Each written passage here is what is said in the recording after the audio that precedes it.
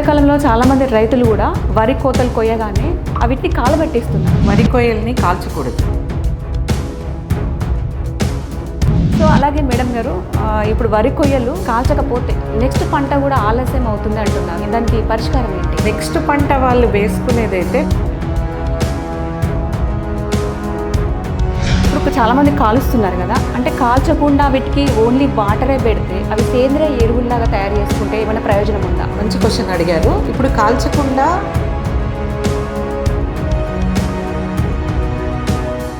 Hi, hello, నమస్తే, welcome to Balagam TV. నేను విశ్రవంతి. So ఈరోజు మనతో ఉన్నారు రాజన్న సిరిసిల్ల జిల్లా వ్యవసాయ శాఖ అధికారి అఫ్జల్ బేగం గారు. సో ఈ మధ్య కాలంలో చాలామంది రైతులు కూడా పంట అంటే వరి కోత కొయ్యగానే ఆ వరి కొయ్యలను కాలుస్తున్నారు. దానివల్ల రైతులకు లాభాలు ఉన్నాయా, నష్టాలు ఉన్నాయా, అది ఎంతవరకు కాల్చొచ్చు, అసలు కాల్చొచ్చా అనే విషయాల గురించి ఒక్కసారి మనం మేడం గారితో మాట్లాడి తెలుసుకునే ప్రయత్నం అయితే చేద్దాం. నమస్తే మేడం గారు.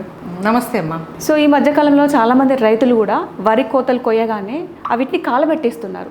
దానివల్ల లాభాలు ఉన్నాయా లేకపోతే నష్టాలు ఉన్నాయా, వాళ్ళు ఎందుకు అలా కాల్చుతున్నారు? ముఖ్యంగా రైతులు వరి కొయ్యల్ని కాల్చకూడదు. ఇది మేము ప్రతిసారి అవగాహన కల్పిస్తున్నాము. ఈ వరి కొయ్యలు కాల్చడం వలన రైతులకి నష్టమే ఉంది, లాభం ఏమాత్రం లేదు. రైతులు ఆ టైంకి కాల్చేసి తొందరగా మళ్ళీ నేలను తయారు చేసుకుందామనే తొందరలో వరి కొయ్యలు కాల్చడం జరుగుతుంది. ఈ వరి కొయ్యలు కాల్చడం వల్ల రైతులకే తమ నేలలో నష్టం జరుగుతుంది. ఏ విధంగా అంటే వరి కొయ్యల్లో చాలా రకాల పోషకాలు ఉంటాయి. ఇంతకుముందు ఉన్న పంటకి వీరు ఇచ్చిన పోషకాలన్నీ నైట్రోజన్ కానివ్వండి, భాస్వరం కానివ్వండి, పొటాష్ కానివ్వండి, ఇవన్నీ వరి కొయ్యల్లో అది రెసిడ్యువల్గా మిగిలి ఉంటాయి. ఇది కాల్చడం వల్ల అవి మొత్తం వాటి యొక్క సారాన్ని కోల్పోతుంది. అదేవిధంగా భూమిలో కోటాను కోట్ల జీవరాశులు ఉంటాయి. అది నేలను సారవంతం చేయడానికి, అవి రైతు సోదరులకి ఉపయోగపడడానికి ఉంటాయి. ఇలాంటి జీవరాశులు కూడా, చిన్న సూక్ష్మ జీవులు కూడా చనిపోవడం జరుగుతుంది ఈ నేలను కాల్చడం వల్ల. అదేవిధంగా నేలను గుల్లపరిచే ఎర్రలు కూడా ఉంటాయి. ఇంతకుముందు పాతకాలంలో రైతుల పొలాల్లో మనం ఎక్కడ చూసినా చక్కగా నేలల్లో అవి ఎర్రలు కనబడి నేలను గుల్లగా చేసి మంచిగా నేల యొక్క భౌతిక స్వరూపము బాగు చేసేవి ఉండేవి. కానీ ఈ రోజు ఈ రైతులు ఈ వరి కొయ్యలను కాల్చడం వల్ల ఇలాంటివి ఎక్కడా నేలలో మనకు కనబడట్లేదు. దీని వల్ల రైతుకి నష్టమే కానీ లాభం, ఎలాంటి లాభము ఉండదు. ప్రతిసారి మేము రైతుల యొక్క పొలాల్లో వెళ్ళి మా అధికారులు కూడా చెప్పడం జరుగుతుంది, ఈ వరి కొయ్యలను కాల్చడం వల్ల కేవలం నేలకే కాదు వాతావరణ కాలుష్యం జరుగుతుంది. సో అలాగే మేడం గారు, ఇప్పుడు వరి కొయ్యలు కాల్చకపోతే నెక్స్ట్ పంట కూడా ఆలస్యం అవుతుంది అంటున్నారు. దానికి పరిష్కారం ఏంటి? అంటే నెక్స్ట్ పంట వాళ్ళు వేసుకునేదైతే ప్లానింగ్ చేసుకోవాలి. ఇప్పుడు మనము చెప్పినట్టు ఎలాగో వాళ్ళు నర్సరీ వేస్తారు. నర్సరీ వేసి నాట్లు వేసే వరకు 25 రోజులు 30 రోజులు టైం ఉంటుంది. ఆ టైంలో వీళ్ళు ఈ వరి కొయ్యల్ని కుల్లబెట్టుకోవచ్చు. కొయ్యలు కాల్చడం వల్ల అంటే వర్షాల పైన ప్రభావం పడే ఏమైనా అవకాశం ఉందా? అంటే వర్షాలు రాకపోవడం కానీ కాల్చడం వల్ల ఎలాగో వాతావరణ కాలుష్యం జరుగుతుంది కదా. వాతావరణ కాలుష్యం అన్నిటి మీద, వాతావరణం మీద ఎలాగో ఎఫెక్ట్ ఇస్తుంది.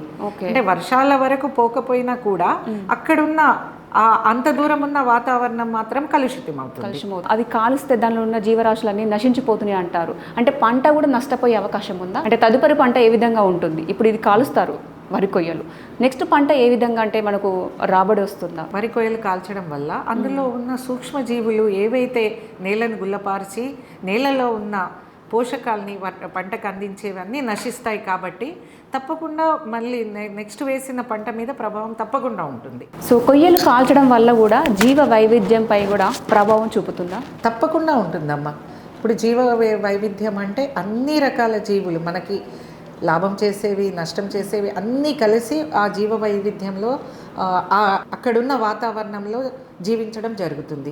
ఇక్కడ రైతు వరి కొయ్యలను కాల్చడం వల్ల తన యొక్క అంటే తొందరపాటు వలన అక్కడున్న మొత్తం వాతావరణం కలుషితమై ఈ సూక్ష్మజీవులు కూడా చనిపోవడం జరిగి తర్వాత రైతుకి నష్టమే జరుగుతుంది. ఎన్ని రకాల రసాయనిక మందులు వేసినా, ఎన్ని రకాల రసాయనిక ఎరువులు వేసినా కూడా మళ్ళీ నేల సారాన్ని మామూలుగా తేవడం అనేది చాలా కష్టం. సో కొయ్యలు కాల్చడం వల్ల ముఖ్యంగా జనాభా అంటే మన ప్రజలకు కానీ రైతులకు కానీ, ఎందుకంటే రైతులు అక్కడనే కొయ్యలు కాల్చుకుంటూ అక్కడే ఉంటారు. దానివల్ల అంటే ప్రజలకి ఎలాంటి అనారోగ్య సమస్యలు వచ్చే అవకాశం ఉంది? వస్తాయమ్మా. ఇది వరి కొయ్యలు కాల్చడం వల్ల పొగ వస్తుంది. ఈ పొగని వాళ్ళు పీల్చుకోవడం వల్ల అక్కడే ఉంటారు, రైతులు కూడా అక్కడే కాలుస్తుంటారు, అక్కడే ఉంటారు, పక్కన చిన్న పిల్లలు ఉంటారు, చాలామంది పక్కన పనులు చేస్తుంటారు, రోడ్డు మీద వెళ్ళే వాళ్ళు ఉంటారు. ఈ పొగను పీల్చుకోవడం వల్ల ఊపిరితిత్తుల సంబంధిత వ్యాధులు కూడా ప్రబలే ఆస్కారం ఉంటుంది. సో అలాగే రైతులు కొయ్యలు కాల్చకుండా ఉండాలంటే అసలు ఏం చేయాలి వాళ్ళు, అంటే ఏం చేస్తే బాగుంటుంది? ఇప్పుడు రైతులకి అవగాహన అనేది కల్పిస్తున్నాము. తొందరపాటుతో వారు కొయ్యలు కాల్చేసి వాళ్ళ యొక్క నేలని మనం దున్నేసుకుందాము అనే విధానంలో వెళ్తున్నారు. కానీ ఈ రైతుల యొక్క తొందరపాటు వలన రైతు యొక్క నేల సారం కోల్పోవడమే కాకుండా అక్కడున్న వాతావరణం కాలుష్యం అవుతుంది, రైతులకు కూడా నష్టం జరుగుతుంది, రైతు యొక్క ఆరోగ్యం మీద కూడా ప్రభావం పడుతుంది. ఆర్థిక ప్రయోజనం ఏమైనా ఉంటుందా? ఆర్థిక ప్రయోజనం ఇక్కడ నష్టమే జరుగుతుంది కదా. ఇప్పుడు రైతు తన యొక్క నేలని మళ్ళీ సారవంతం చేసుకోవాలంటే చాలా డబ్బులు ఖర్చు పెట్టాలి కదా. ఇక్కడ కేవలము ఆ ఒక్క నిప్పు అంటించడం వల్ల తన గడ్డి కాలిపోతుంది, నేల రెడీ అవుతుంది అనుకుంటారు. కానీ అది యొక్క కరెక్ట్ కాదు. రైతులకి అది నష్టమే జరుగుతుంది. ఆర్థికంగా కూడా తను మళ్ళీ ఆర్గానిక్ కార్బన్ పోతుంది కాబట్టి చాలా వరకు పెంట వేయాలి, కంపోస్ట్ వేయాలి, మళ్ళీ అన్ని విధాలుగా తన యొక్క నేలని మళ్ళీ మొదటిలాగా సమకూర్చుకోవాలంటే చాలా డబ్బులు ఖర్చు పెట్టాల్సి వస్తుంది. సో అలాగే ఇప్పుడు యువ రైతులు చాలామంది ఇప్పుడు తండ్రిని చూసి కొడుకులు కూడా సేమ్ అదే ఫాలో అవుతుంటారు.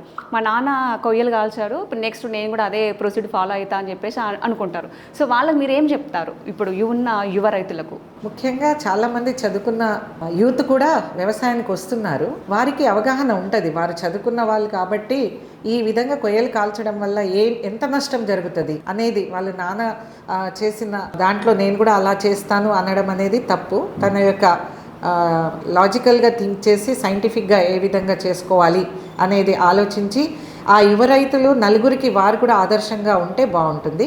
కాబట్టి వరి కొయ్యల్ని కాల్చకూడదు, కాల్చడం వల్ల నష్టమే కానీ ఎలాంటి లాభం ఉండదమ్మా. ఇప్పుడు చాలామంది కాలుస్తున్నారు కదా, అంటే కాల్చకుండా వీటికి ఓన్లీ వాటరే పెడితే అవి సేంద్రియ ఎరువుల్లాగా తయారు చేసుకుంటే ఏమైనా ప్రయోజనం ఉందా? అంటే ఇప్పుడు సేంద్రియం కుళ్ళిపోతుంటుంది లోపల, దానివల్ల ఎలాంటి ప్రయోజనాలు ఉంటాయి? మంచి క్వశ్చన్ అడిగారు. ఇప్పుడు కాల్చకుండా వారు దాన్ని ఏం చేయాలంటే సూపర్ ఫాస్ఫేట్ వేసుకోవాలి, వేసి కొంచెం నీళ్ళు పెట్టాలి, అప్పుడు కుళ్ళిపోతుంది. ఇది కుళ్ళిపోవడం వల్ల ఆర్గానిక్ కార్బన్ అనేది నేలకి అందడం జరుగుతుంది. అంతేకాకుండా ఇప్పుడు సూపర్ ఫాస్ఫేట్కి వెళ్ళడము అది ప్రాసెస్ ఎక్కువ, డబ్బులు ఎక్కువ అనుకుంటే డికంపోస్టర్ అని దొరుకుతుంది. అంటే వేస్ట్ డికంపోజర్ అనేది చిన్న చిన్న బుడ్డీలలో 25 నుండి 30 రూపాయలకి దొరుకుతుంది, లభిస్తుంది. అది తెచ్చి కూడా వాళ్ళ యొక్క వరి కొయ్యల మీద వేసేసుకుంటే కుళ్ళిపోతుంది. వరి కొయ్యలకు వెళ్ళడం వలన నేలకి సారము అందుతుంది, ఆర్గానిక్ కార్బన్ అనేది వస్తుంది, అదేవిధంగా గట్టితనం పోయి కొంచెం నేల గుల్లగా తయారవుతుంది. అలాగే చివరిగా రైతులకు మీరు ఇచ్చే ఒక బలమైన సందేశం ఏంటి? చాలామంది రైతులు కూడా ఇక నిజంగానే మేడం చెప్పింది, ఎందుకంటే ఒక వ్యవసాయ శాఖ అధికారిగా మీరు ఉన్నారు కాబట్టి ఒక బలమైన సందేశం ఇస్తే, ఇప్పుడు మీరు చెప్తే వింటలేరు, మేము వెళ్ళినా కూడా కాల్ చేస్తున్నారు, మా మాట అసలు పట్టించుకోవట్లేదు మీరు అంటున్నారు కాబట్టి బలమైన సందేశం ఏమిస్తారు రైతులకి? రైతు సోదరులు ఏంటంటే ఒకటే పంట వేసుకోకూడదు, పంట మార్పిడి చేయాలి. వరి కోసిన వెంటనే 0 టిల్లేజ్ విధానం కూడా ఉంటుంది. ఆ వరి కొయ్యల్లోనే వీరు పెసర్లు కానీ మినుములు కానీ చల్లేసుకున్నారనుకోండి, అది వస్తే వాళ్ళకి పెసర్లు మినుములు కూడా చేతికి అందుతాయి, నేల కూడా గట్టిగా అవుతుంది. అప్పుడు వీళ్ళు దాంతోపాటు దాన్ని దున్నేస్తారు, దున్నినప్పుడు నేల సారం అవుతుంది. ఈ విధంగా రైతులు పంట మార్పిడి తప్పకుండా చేసుకోవాలి. వరి తర్వాత వరి వేసుకుంటూ వెళ్తే ఇది మోనోక్రాపింగ్ విధానం అవుతుంది. కాబట్టి రైతు సోదరులకి మా యొక్క విజ్ఞప్తి ఏంటంటే పంట మార్పిడి తప్పకుండా చేయాలి, వరి కొయ్యల్ని కాల్చొద్దు. ఒకవేళ వరి కొయ్యలు చాలా ఉన్నాయి, మేము ఎట్లా చేసుకోవాలి అంటే దాంట్లోనే పెసర్లు కానీ జీలగలు కానీ పచ్చి రొట్టె విత్తనాలు కానీ చల్లేసి నీళ్లు పెట్టేస్తే అది అందులోనే కుళ్ళిపోవడం జరుగుతుంది, నేల కూడా సారవంతం అవుతుంది. సో థ్యాంక్ యూ మేడం, మీ విలువైన సమయాన్ని మా కోసం కేటాయించినందుకు, ముఖ్యంగా రైతులకు ఉపయోగపడే చాలా విషయాలు చెప్పారు. మళ్ళీ కలుద్దాం. Thank you madam. Thank you.